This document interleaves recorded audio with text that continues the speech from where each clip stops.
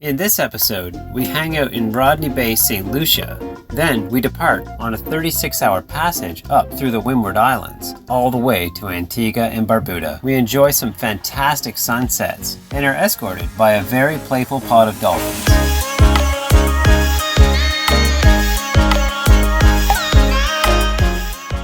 Last time on Sailing Balachandra, we shared with you a list of 28 things we carry on board that we just can't live without.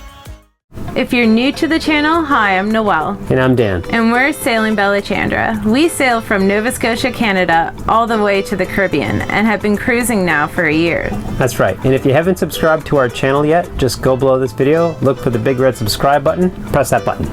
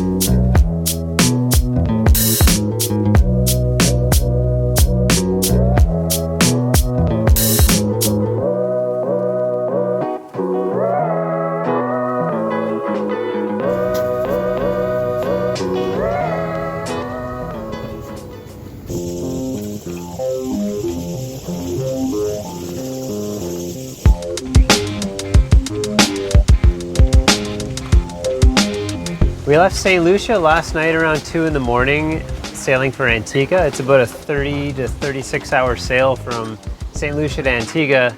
And so leaving in the middle of the night puts us into Antigua around midday so that we can get our anchor down at daylight. That's our goal. So right now we're just passing Martinique. We had a pretty good sail last night. We were rocking out at about 7.5 knots. We got up to almost 8 knots at one point, which is pretty good. We have one reef in the main. Worried about squalls and everything, but here behind Martinique, things are really calm right now. We're only doing about 5 knots, but still 5 knots is pretty good for us. I don't know, considering taking a reef out, but you never know when the wind's gonna pick up, so. Hi, Zoe. Good morning, Bubble. Good morning.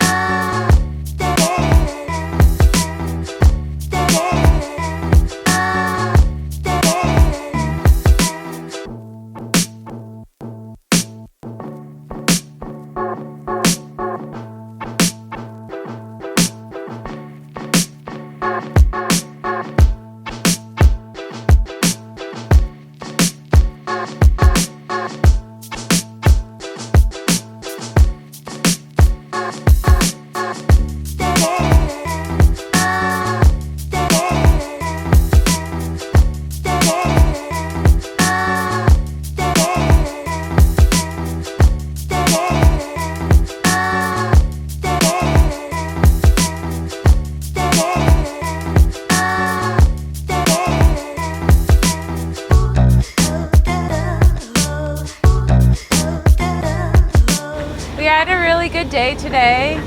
We're headed towards Guadeloupe. This is Dominica behind me. We saw dolphins. Yeah, the wind died as soon as we got behind Dominica here. These islands are like a big wind barrier, so you sail really hard in between them, and then when you get to the next island, everything just kind of dies and you have to turn on the motor. So we're about to sail into the evening for the second time on this trip, and it's going to be dark, and we're going to cross the gulf between Dominica and Guadeloupe, which is supposed to be a stronger, more, I don't want to say violent, but it's definitely like the conditions will pick up there. And we're going to be doing it at night, so we're a little nervous about it, but we're going to try to get some easting in so that maybe we can ride the wind downwind rather than fighting it upwind. And once we get behind Guadeloupe, it's just going to die again, and we'll be motoring, and then we come out the other side, and we'll be on our way to Antigua.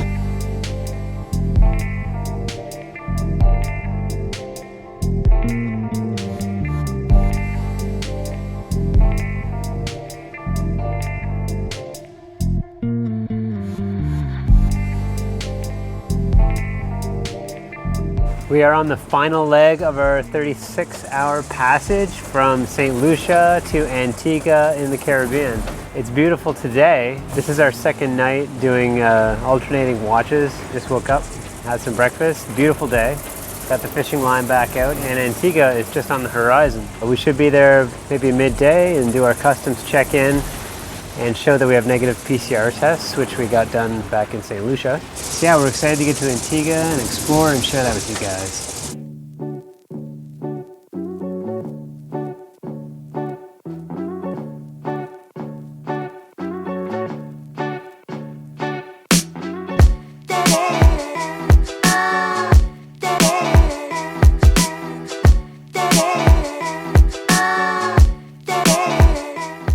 One thing that happened as we got closer to Antigua, just as we came off the north tip of Guadeloupe, was that our wind angle to arrive in English Harbor, Antigua, would be really, really tight to the wind. Balachandra sails really well into the wind, even when it's tight to the wind, but we're always playing around with our mainsail trying to get the very best trim for upwind sailing, for getting the best speed out of the boat, which is always a challenge. But we managed to get that done today, even though we have a 100 jib. If we had a larger jib, I'm sure we'd be going faster, but we were able to do this by getting the main 10 degrees off the center. And you want to sheet in your jib as much as possible, really get it tight so that you can balance directly into the wind and try to get the best wind angle that you can with your boat. So for us, that's pretty close to the wind, but I've seen some boats do much better. Of course, you can always motor, and if you turn your motor on, you always point even higher. You'll notice that we have a single reef in. That's from last night. When we sail at night, we usually throw a reef in, especially here in the Caribbean, because you never know when a squall is going to come up and you can't really see them.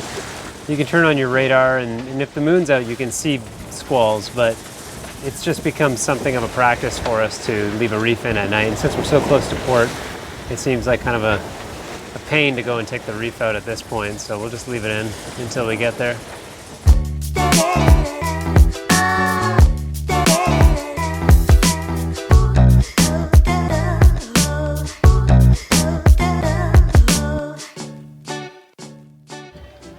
All right, we've arrived at Antigua and we're here.